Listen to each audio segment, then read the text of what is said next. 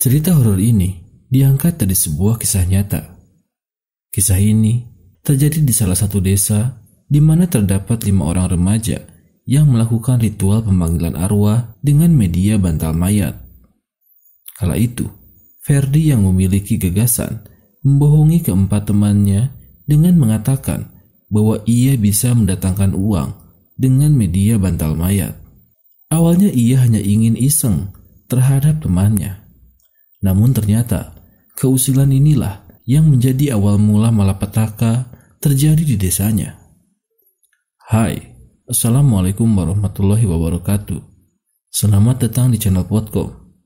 Pada horror story kali ini, kami akan membacakan sebuah cerita horor yang berasal dari thread Kunamus yang berjudul Bantal Mayit. Jika kalian ingin membaca cerita ini langsung dari sumbernya, silakan kunjungi dan follow akun Twitternya yang linknya sudah kami sertakan di deskripsi. Dan jika berkenan, bantu kami dalam mengembangkan channel ini dengan cara like video ini, subscribe, dan nyalakan lonceng notifikasinya agar kalian tahu video terbaru dari Podcast. Bismillahirrahmanirrahim. Mari kita mulai ceritanya.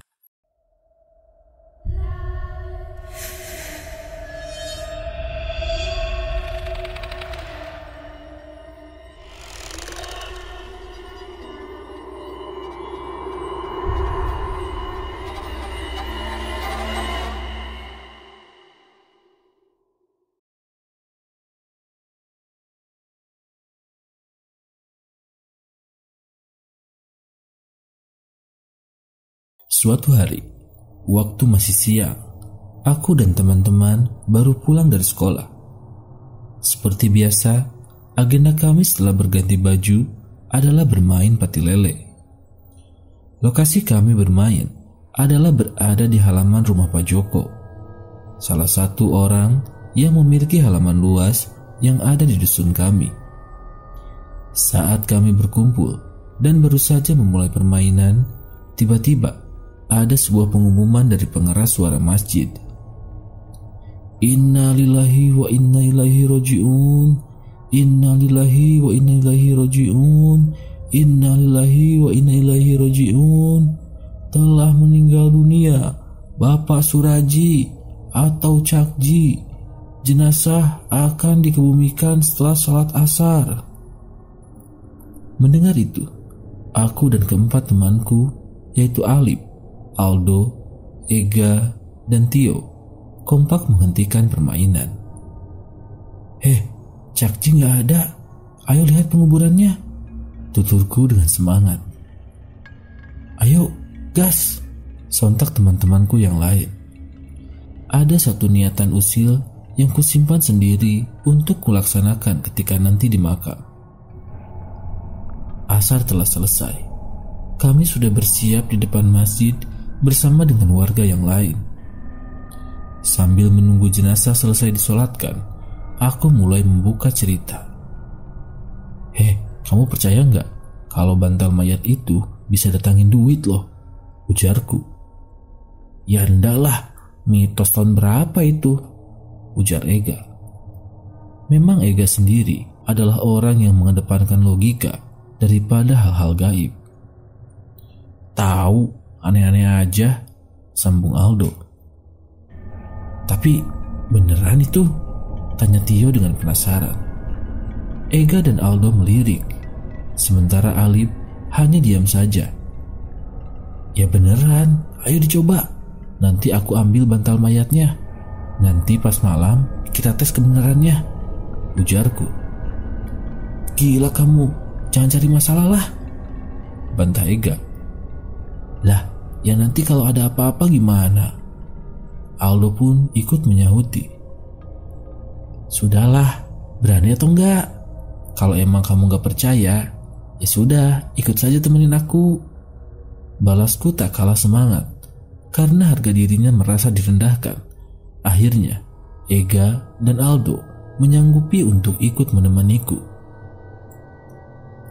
Jadi begini, nanti gumpalan bulat tanah liat yang buat bantal mayat kita ambil. Malamnya jam 8 kita ngumpul di pos.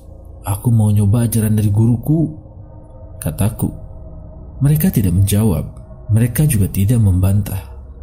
Rupanya ada rasa penasaran sekaligus gengsi karena tidak ingin dicap penakut olehku. Setelah itu, jenazah sudah mulai disolatkan dan diberangkatkan. Kami mengikuti iring-iringan menuju ke lokasi makam.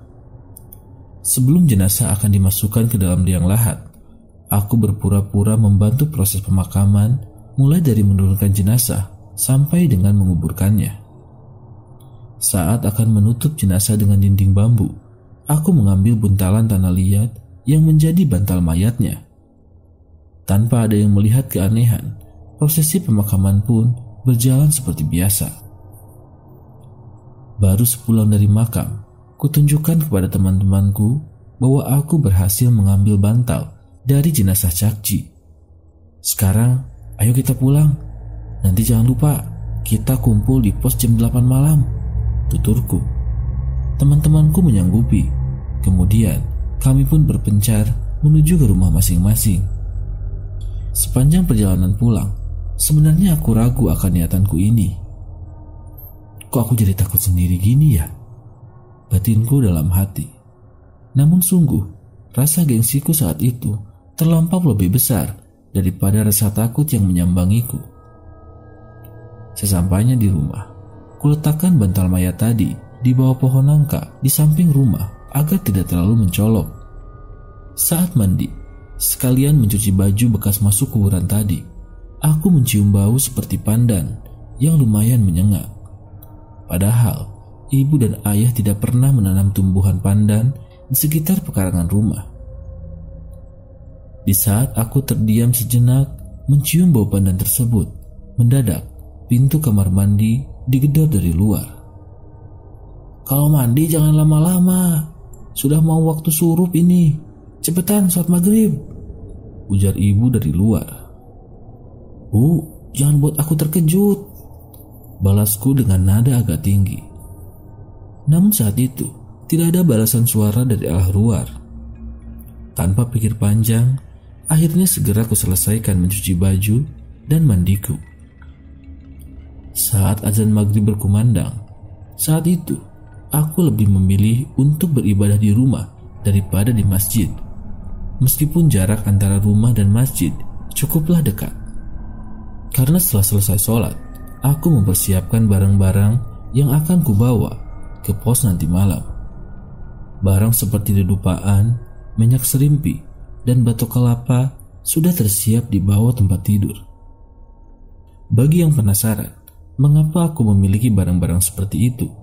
Karena aku mengikuti salah satu perguruan bela diri di desa seberang, yang mana dalam proses pendewasaan diri nantinya, aku baru sadar bahwa hal yang kulakukan itu benar-benar sudah menjadi perbuatan yang salah di mata agama dan norma. Setelah dirasa cukup, aku menuju dapur untuk makan malam. Di sini, aku kembali mencium bau aroma pandan. Kali ini, aroma itu lebih menyengat. Namun kuyakinkan diri dengan prasangka mungkin saja tetangga sedang memasak pandan sehingga aromanya sampai ke rumahku. Sehabis makan, kulanjutkan dengan sholat isya. Setelah selesai sholat dan sambil menunggu waktu, aku pun membuat kopi. Dan ketika sudah mendekati jam 8, aku berpamitan kepada ibu dan akan pulang lebih larut karena akan ikut begadang di pos ronda. Saat itu, ibu hanya berpesan agar aku tidak pulang larut malam, karena ibu takut bila harus di rumah sendirian setelah ada tetangga yang meninggal. Mengingat bapak juga pasti ikut tahlil dan juga bergadang di rumah almarhum Cakji. Agar ibu tidak rewel, aku mengiyakan saja ucapan beliau. Setelah itu, aku berjalan menuju ke pohon nangka tadi dan aku mengecek bantalan lemah mayat tadi. Namun, ada sedikit aroma pandan di sekitarnya. Kuciumi gumpalan bulat dari tanah liat itu, dan di sana nampak tidak berbau. Sebenarnya ada perasaan sedikit merinding pada waktu itu. Namun karena ada misi yang harus kulakukan, maka hal-hal tersebut aku sebut sebagai bebauan biasa saja. Malam itu nampak berbeda. Hawanya dingin mencekam, sangat jarang sekali ada aktivitas orang di luar rumah, walaupun tahlilan cakci sudah selesai. Memang di dusunku ini, jarak rumah antar tetangga berbeda-beda. Ada yang dekat satu sama lain, ada pula yang dipisahkan oleh kebun. Pos rondanya sendiri berada berdampingan dengan gapura dusun. Di belakangnya terdapat deretan pohon bambu yang rindang, sedangkan di depannya adalah kebun warga yang biasanya digarap oleh almarhum Cakci. Almarhum memang selain menjadi tukang beca, beliau juga bekerja serabutan. Salah satunya adalah dengan menggarap kebun dan memperbaiki atap rumah bocor. Almarhum juga memiliki kepribadian yang baik di mataku dan masyarakat luas. Sayangnya, kebaikan almarhum tercoreng oleh ulah usilku dan kawan-kawanku. Pos ronda sudah dekat. Di sana sudah terlihat Ega, Aldo, Alip, dan Tio sudah duduk bersila di pos. Kirain gak jadi, ucap Tio. Lah iya, ketuanya malah terlambat gini. Gimana sih? Saut Alip. Loh, disiapkan sematang mungkin dong, biar acaranya berjalan lancar, balasku. Ega dan Aldo diam saja. Mereka berdua memang dari awal tidak setuju dengan rencanaku. Mungkin mereka merasa ngeri bila terjadi hal yang tidak diinginkan. Untungnya, untuk mengusir hawa dingin dan rasa tegang, teman-temanku ini membawa beberapa cemilan dan juga kartu remi. Kami membawa kartu remi sekedar menghabiskan waktu agar nanti proses ritualnya dimulai agak malaman. Fer, kamu yakin dengan apa yang akan kamu lakukan? Tanya Ega memecah keheningan. Ya yakin kalau aku. Alip dan Tio saja yakin. Kalau kamu takut, tidak usah ikut tidak apa. Nanti kalau dapat, besok tak bagi, tegasku. Sebenarnya Tio dan Alip dari awal tidak secara gamblang berkata setuju. Cuman agar memancing keberanian Ega dan Aldo, mereka berdua kusebutin. Ega dan Aldo saling melirik. Ada semacam keraguan di dalam diri mereka. Sudahlah, gak apa-apa, tegasku lagi. Kubuka kresek yang aku bawa dari rumah dan aku keluarkan segala isinya. Setelah itu, aku menyalakan dupa. Semerbak wanginya benar-benar membuat bulu kuduku berdiri. Lalu kubakar batok kelapa yang sudah kusirami minyak serimpi dan kubacakan mantra-mantra. Malam itu terasa sangat hening. Angin seperti enggan untuk sekedar lewat berhembus dan jangkrik pun seperti tidak berani bersuara. Ketika api dari batok tiba-tiba membesar, saat itulah aku lempar bantal mayat itu ke tengahnya. Percaya atau tidak, setelah api membakar gumpalan tanah liat tersebut, tiba-tiba aromanya berubah menjadi bau pandan yang sangat menyengat. Fer, sudah hentikan Fer, ucap Aldo sedikit panik. Mau selesai, nanggung, balasku dengan singkat. Kami berempat menyaksikan di mana kobaran api tadi tiba-tiba langsung mati dan hanya menyisakan asap yang masih berbau pandan. Sudah selesai, tinggal nunggu, ucapku lirih sambil melihat jam tangan yang menunjukkan pukul 11:30 malam. Untuk mencarikan suasana, kami pun bermain kartu remi sambil memakan kacang dan gorengan yang dibawakan Tio dan Aldo. Di saat sedang asik-asiknya bermain, tiba-tiba angin berhembus cukup kencang. Hembusan itu membuat pohon bambu yang ada di belakang pos menghasilkan suara dejitan yang lumayan bikin merinding. Dan entah dari mana datangnya, tiba-tiba ada suara burung dares yang memekakan telinga. Sudah mau datang ini, batinku. Aldo, Ega, Tio dan Alip hanya terdiam sambil sesekali ku dengar mereka berdoa. Agar menenangkan hati mereka, aku menyuruh mereka bergandengan tangan sembari terus melafalkan doa-doa.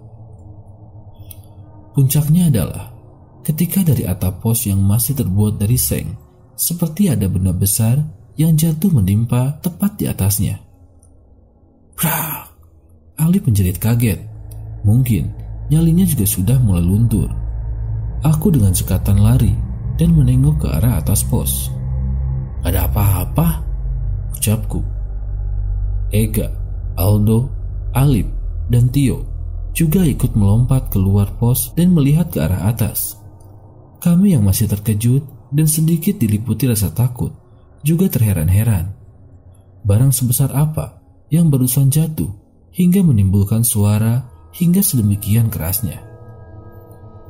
Kulihat samping kanan dan kiri pos juga tidak ada apa-apa. Agar suasana tidak terlalu tegang, akhirnya aku mengajak mereka main remi lagi. Sebenarnya mereka sudah ingin pulang karena jam sudah menunjukkan pukul 1 dini hari. Namun kala itu aku melarang mereka. Aku beralasan bahwa sebentar lagi kita akan dapat duit. Dan yang tadi terjadi adalah proses ritual yang aku jalani. Mereka sebenarnya mulai tidak percaya. Namun karena sudah terlanjur ikut, mereka sepertinya terpaksa ikut menunggu hasil yang aku janjikan. Dan tanpa mereka sadari bahwa ritual yang kulakukan tadi bukan untuk mendatangkan uang, tetapi untuk mendatangkan arwah. Kami melanjutkan bermain remi dan terlihat suasana juga sudah mulai mencair. Ketika salah satu dari kami kalah, maka leher pemain harus mengganjal sebuah korek api sebagai hukumannya, dan itu cukup membuat kami kembali tertawa lepas. Sampai ketika kami sedang asik-asiknya, salah satu kartu Tio jatuh lewat sela-sela lantai pos ronda. Karena waktu itu dia bilang yang jatuh adalah kartu as, maka ia pun turun dari pos untuk mencari kartu kemenangannya tersebut.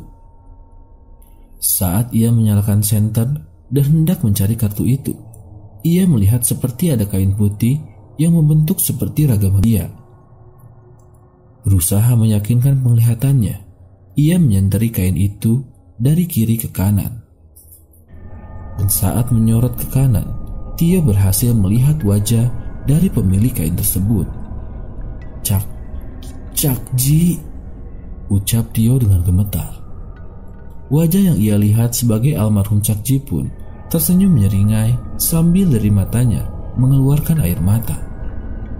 Kembalikan bantalku, nak, ucap sosok tersebut dengan lirih. Rek, jancuk, pocong, teriak Tio dengan histeris. Kami semua yang ada di atas pos langsung turun dan memperhatikan bawah pos. Dengan keadaan yang sama, kami semua dapat melihat sosok pocong yang menyerupai almarhum Cak Ji. Nah, kembalikan bantalku, ucap sosok itu. Kami semua berteriak histeris dan lari tunggang langgang meninggalkan pos ronda. Kami semua lari pulang menyebar ke rumah masing-masing. Sesampainya di rumah, aku langsung membasuh kaki dan tangan, kemudian masuk menuju kamar ibuku. Ibuku yang tahu biasanya aku tidur sendiri menanyakan kenapa aku tiba-tiba tidur di kamarnya. Aku hanya menjawab pertanyaan ibuku dengan menggelengkan kepala. Dalam ketakutanku, aku menutupi wajahku dengan bantal. Bayangan wajah dari sosok tersebut sungguh benar-benar di luar dugaanku. Besok aku ke rumah guru saja. Aku kapok, tidak mau mengulanginya, gerutuku dalam hati. Sampai dalam keadaan antara takut dan ngantuk, itulah akhirnya aku bisa benar-benar tertidur. Keesokan paginya, aku bangun dalam keadaan badan sakit semuanya. Mungkin ini efek dari ritual tadi malam, pikirku. Karena saat itu libur semester, jadi aku berniat pergi ke rumah teman-temanku. Setelah sarapan, aku pergi ke rumah Ega. Namun ketika aku sampai di sana, rumahnya masih ditutup. Maka aku pun berbelok ke rumah Aldo. Ternyata kata bapaknya, ia sedang mengantar ibunya ke pasar. Karena mereka berdua tidak ada, lalu aku bertemu dengan Alip. Ia berkata bahwa setelah melihat pocong yang mirip Cakji, ia tidak bisa tidur semalaman. Bahkan saking takutnya, ia pindah tidur di kamar kakaknya. Alah, penakut. Itu aja pindah tempat tidur. Anjingku. Aku sendiri memang suka mengompor-ngompori teman-temanku, biar aku terlihat sedikit lebih jago dan lebih maskulin dari mereka semua. Padahal, aslinya aku sama dengan mereka.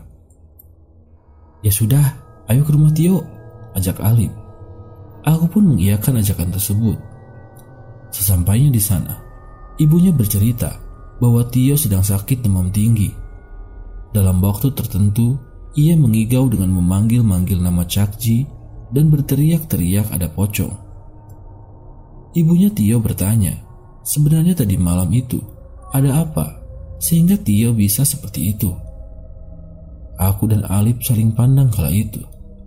Namun, agar tak terkena omelan dari ibunya Tio, aku pun menjawab bahwa semalam kami di pos ronda dan hanya kumpul-kumpul biasa. Cuman waktu Tio hendak mengambil kartunya yang jatuh di bawah pos, ia melihat sosok pocong yang wajahnya katanya mirip dengan almarhum Cakji. Ali pun mengiyakan ceritaku. Ibunya menghela nafas panjang, kemudian berkata, "Besok-besok hati-hati ya nak. Masa ya tali pocongnya lupa dilepaskan?" Kata ibu Tio. "Kalau itu saya tidak tahu bu. Ya sudah, kalau gitu saya dan Alip pamit dulu ya bu, biar Tio bisa istirahat, biar segera sembuh," ucapku.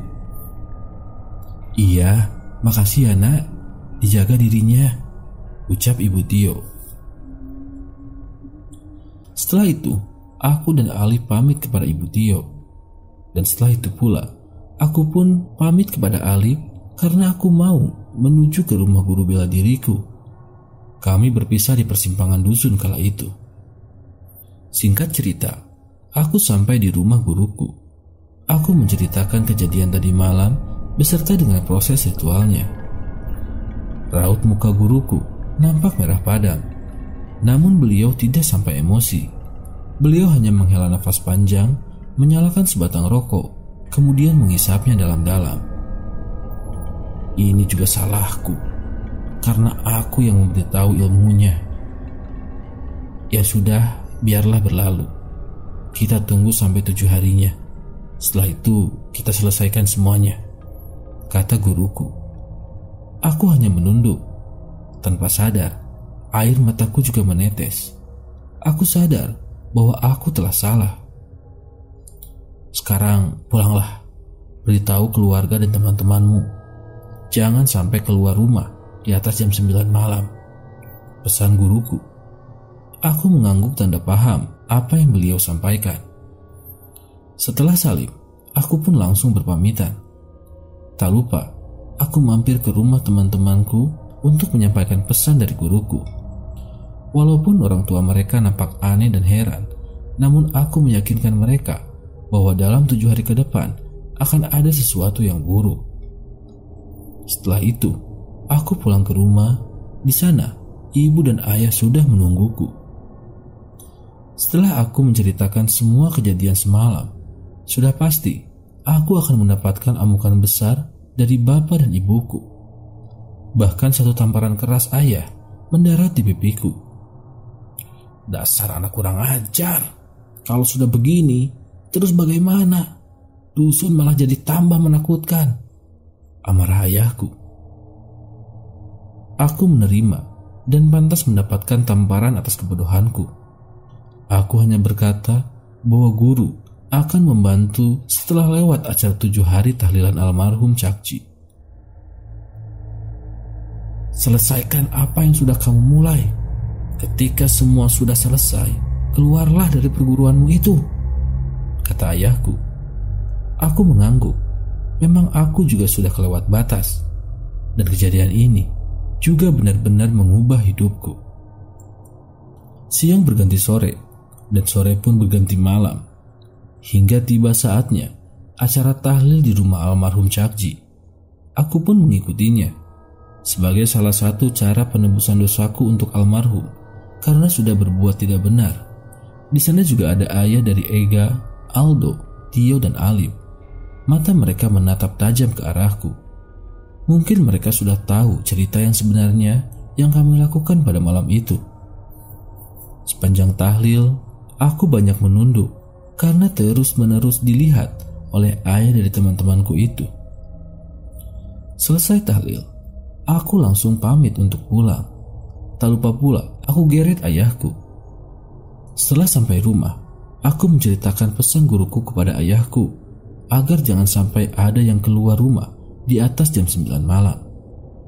Mula-mula ayahku tidak percaya, namun cerita yang berkembang di keesokan harinya merubah suasana dusunku dalam sekejap. Dua korban teror pertama adalah seorang pedagang tahu dan seorang warga yang juga jaga ronda. Di dusunku memang ada penjual sate dan tahu tek yang kadang lewat pada malam hari. Jamnya pun tidak menentu, kadang jam 8, jam 9, bahkan pernah jam 11. Waktu itu sudah jam 11 malam. Tukang tahu itu mendorong gerobaknya sambil memukulkan sendok ke wadah kerupuk yang terbuat dari seng. Saat melewati pos ronda, ia melihat satu orang. Kemudian, orang tersebut memesan 2 porsi tahu tek. Beliau pun membuatkannya, dan orang tersebut berpesan bahwa tahu teknya dimakan di situ saja. Selesai dibuatkan dan dihidangkan, orang tersebut pun makan tahu tersebut dengan pelan-pelan. Sambil menunggu orang tersebut selesai makan, pedagang tahu tek itu pun memeriksa kompornya, dan saat akan menutup kompornya, orang yang membeli tadi pun berucap, "Pak, sampun." Ketika ia berdiri dan melihat ke arah pos, ia melihat sosok pocong sedang membelakangi dirinya. Di dekat sosok itu, ada 2 piring yang sudah bersih dengan ada 2 lembar uang 5 ribuan di atasnya. Penjual itu pun dengan mata terpejam kemudian mendorong gerobaknya secara perlahan sambil berucap, "Uangnya sampean bawa saja," kata penjual tahu itu sambil terus mendorong gerobaknya menjauh dari pos ronda. Setelah agak jauh, baru ia berlari sambil mendorong gerobaknya. Sedangkan dari salah satu orang yang sedang jaga ronda, kita sebut saja namanya Mas Kris. Mas Kris ini sebetulnya dapat giliran jaga ronda bersama dengan ayah Tio. Namun karena ayah Tio sudah aku beritahu pesan dari guruku, maka beliau memang sengaja tidak keluar rumah. Apesnya, Mas Kris tidak diberitahu oleh ayah Tio, sehingga ia dengan santainya berjalan ke arah pos ronda. Mas Kris sendiri sedari awal sudah curiga dengan keadaan dusun yang tidak seperti biasanya. Padahal waktu itu waktu masih menunjukkan jam setengah 10 malam, di mana menurutnya belum terlalu larut untuk keadaan seperti itu. Sambil leyeh-leyeh dan merokok di pos, ia pun mencium semerbak bau pandan yang sangat menyengat. Memang di kebun depan pos juga terdapat tanaman pandan, namun tentu baunya tidak sampai menyengat seperti saat itu. Mas Kris mulai merinding, ditambah lagi ayahnya Tio tak kunjung datang. Dalam kegelisahannya, ia dikejutkan dengan suara benda jatuh di atas pos ronda. Brak! Mendengar itu, Mas Kris pun bangkit. Ia melihat dan mencari barang sebesar apakah yang jatuh di atas pos ronda itu. Sampai ketika ia melihat bawah pos, Mas Kris melihat sama persis seperti apa yang Tio lihat pada waktu malam kemarin. Ya, sosok pocong dengan wajah yang menyerupai cakci, dengan menyeringai dan air mata yang tumpah dari kedua bola matanya. "Kis, bantalku di mana, Kis?" ucap sosok itu. Mas Kis pun seketika pingsan, dan saat sadar, hari sudah pagi dan ia berada di rumah Pak Joko, orang yang rumahnya dekat dengan pos ronda. Setelah Mas Kis bercerita kepada Pak Joko dan juga istrinya, maka gemparlah dusunku. Berita mengenai sosok pocong yang mirip cakci menyebar di mana-mana, bahkan sampai ke dusun sebelah. Yang lebih apesnya lagi adalah sosok tersebut sudah mulai mengetuk-ngetuk pintu rumah warga. Orang yang pertama kali membukakan ketukan pintu itu adalah Ibu Su. Waktu itu, jam 12 malam, ia terbangun karena haus. Ia di rumah sendirian karena suaminya bekerja pada shift malam di sebuah pabrik yang memang biasanya pulang waktu setelah adzan subuh. Saat akan menuju dapur, ia mendengar pintu depan diketuk dengan nada ketukan yang berjeda. Tok, tok, tok. Siapa? Tanya Bu Su. Tak ada jawaban. Namun ketukan itu terus ada. Mungkin tetangga, pikir Bu Su. Saat membuka pintu itulah, wajahnya berhadapan langsung dengan wajah pocong yang menyerupai wajah Cakji. "Sum, bantalku mana, Sum?" ucap sosok itu. Seketika, Ibu Sum pun pingsan saat itu juga. Ketika suaminya pulang, ia heran kenapa pintu rumahnya terbuka. Dan begitu mendekat, dan ia terkejut melihat istrinya tidur di depan pintu rumah. Saat berusaha untuk disadarkan, Bu Sum terbangun dan menjerit dengan keras serta memeluk suaminya erat-erat. Dan setelah diberi air minum dan sedikit agak tenang, barulah Bu Sum bercerita bahwa ia baru saja melihat sosok pocong yang wajahnya mirip dengan almarhum Cakji.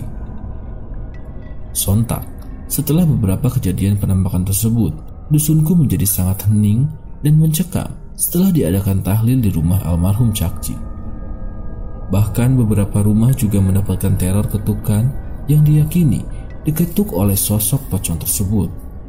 Hingga akhirnya, warga yang pernah melihat sosok pocong itu menafsirkan kejadian di luar nalar tersebut.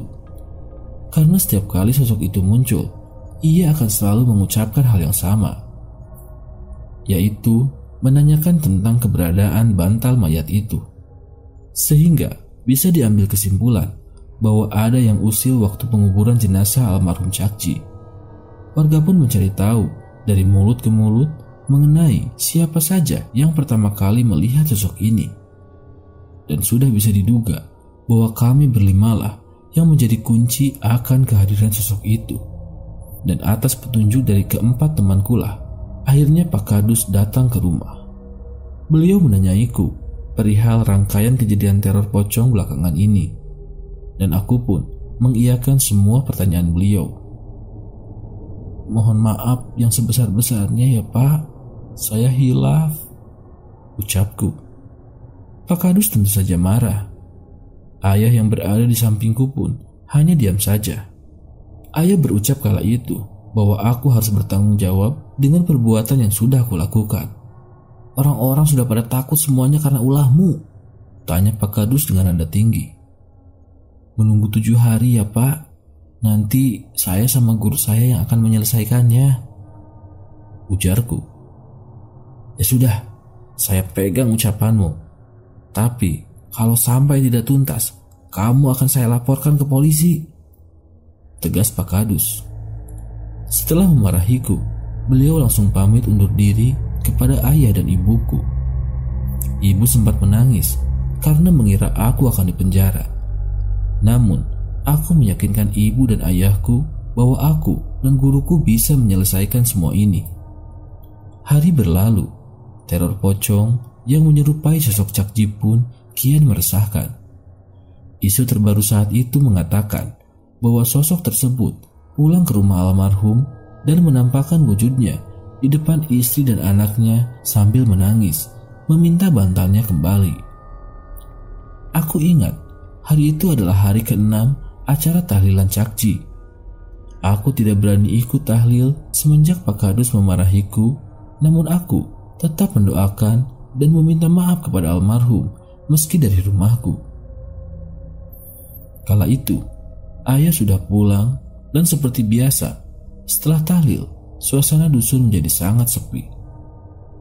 Aku sedang berada di kamar dan entah mengapa, aku juga belum mengantuk. Padahal tadi sore, aku masih sempat ikut bermain sepak bola di lapangan bersama dengan teman-teman yang lain. Harusnya, dengan keadaanku yang capek, aku sudah tertidur. Tapi tidak dengan hari itu. Badanku sudah kurubahkan, namun mata juga masih enggan untuk terpejam. Sampai ketika aku melihat jam dinding yang ternyata sudah pukul 12:30 dini hari. Sebenarnya aku haus, namun ada rasa enggan untuk keluar kamar. Sampai tiba-tiba suasana kamar menjadi sangat hening. Hanya menyisakan suara detik dari jam dinding. Dan entah dari mana datangnya, muncul bau pandan yang sangat menyengat. Aku hafal betul bau ini. Bau kemunculan sosok pocong. Aku menutupi diri dengan selimut sambil banyak-banyak beristighfar. Namun, tiba-tiba aku mendengar jendela kamar seperti terbuka dengan sendirinya. Brak! Aku kaget bukan main. Saking kaget dan takutnya, sampai-sampai mataku mengeluarkan air mata. Aku memberanikan diri untuk melihat apakah benar jendela kamarku terbuka. Dan memang benar saja, jendelaku memang terbuka lebar. Namun bukan itu saja, melainkan ada hal lain yang sampai saat ini akan kuingat sepanjang hidupku. Ya, sosok pocong itu ada di sana. Dia berdiri tegak, kainnya kotor kumal, baunya menyeruak aroma pandan yang kadang diselingi aroma bangkai. Wajahnya hitam, sorot matanya memerah, seakan-akan ada rasa amarah yang begitu besar terhadapku. Kembalikan bantalku, ujar sosok itu. Namun kali ini dengan nada kasar dan serak. Iya Caji, besok saya kembalikan, balasku dengan mata terpejam. Jujur, kalau diingat, aku masih sangat merinding. Setelah aku mengucapkan itu, jendela seperti ditutup dalam keadaan dibanting. Brak! Aku menangis jadi-jadinya, yang kemudian ayah datang masuk ke kamarku. Setelah menenangkanku, ayah bercerita bahwa dari tadi ia juga merasakan hawa yang tidak enak. Kemudian ayah pergi untuk sholat tahajud. Di sela-sela sholat itulah ayah mencium bau pandan yang sangat menyengat. Teringat bahwa itu suatu pertanda, maka ayah pergi ke kamarku. Namun ketika sampai di pintu kamar, ayah tidak bisa membukanya. Bahkan ayah sampai menggedor-gedor pintuku agar aku mau membukakannya. Padahal pintu kamarku tidak dalam keadaan terkunci. Ayah kemudian berdoa, yang kemudian tiba-tiba pintu kamarku bisa dibuka. Mungkin karena bantuan dari doa ayah lah, sosok itu kemudian menghilang. Ya sudah, ayah akan tidur di sini. Kamu lanjut tidur, kata ayah menenangkan. Akhirnya, aku pun bisa tidur dengan tenang pada malam itu berkat ayahku. Keesokan paginya, setelah sarapan, aku izin kepada orang tuaku untuk pergi menemui guruku. Karena nanti malam merupakan 7 hari kematian almarhum Cakji. Sesampainya di tempat guruku, beliau rupanya sudah mempersiapkan segala hal untuk ritual nanti malam. Kamu waktu itu melakukannya di mana? Tanya guruku. Di pos ronda, bah, jawabku. Ya sudah, nanti setelah tahlilan, ayo kita ke sana. Dan ini harus dikerjakan oleh 2 orang, yaitu aku dan kamu. Orang lain tidak boleh ikut. Sudah, sekarang pulanglah, ujar guruku. Aku pun pamit. Tak lupa pula, aku salim kepada beliau. Dan sesampainya di rumah, ayahku menyuruhku agar banyak berzikir dan menyiapkan mental untuk ritual nanti malam. Ayah dan ibu bakal membantu doa dari rumah, kata ayahku. Mendengar itu, aku pun menangis. Gara-gara ulahku, mereka jadi ikut-ikutan sengsara. Iya ya, terima kasih banyak. Ferdi bakal menyelesaikan masalah ini nanti malam, kataku. Waktu berlalu, acara tahlil sudah selesai. Setelah pamitan, aku berangkat menuju ke pos ronda. Di sana, guruku sudah menunggu. Kamu sudah siap? Tanya guruku. Iya, bah, Aku sudah siap. Guruku kemudian mengeluarkan barang-barangnya. Kemudian, guruku menanyakan media apa saja yang kupakai waktu itu. Kemudian, aku mengatakan semuanya kepada beliau. Setelah itu, aku disuruh mencari batok kelapa yang kugunakan waktu itu untuk membakar bantal mayitnya. Dan untungnya, batok itu masih berada di sebelah pos. Setelah kutemukan, guruku memulai ritualnya. Ia berdoa, mulutnya berkomat kamit. Keringat pun bercucuran dari keningnya. Padahal malam itu adalah malam yang cukup dingin. Bukan dingin karena hawa, namun dingin karena seperti ada energi gaib yang cukup besar di sana. Hingga tiba-tiba terciumlah bau pandan yang menyengat. Aku memegang guruku. Aku yang semalam habis melihat sosok tersebut hanya bisa gemetaran. Berdoa sebisamu. Kalau takut, pejamkan mata saja, pesan guruku. Aku berdoa sambil memejamkan mata. Sesekali, aku juga melihat keluar. Barangkali aku melihat fenomena ataupun sesuatu di sana. Di sela-sela ritual itu, tiba-tiba angin berhembus dengan kencang. Bau pandan semakin menyengat. Aku tidak lagi berani untuk sekedar mengintip jalannya ritual. Sampai terdengar seperti suara ledakan dari depan pos.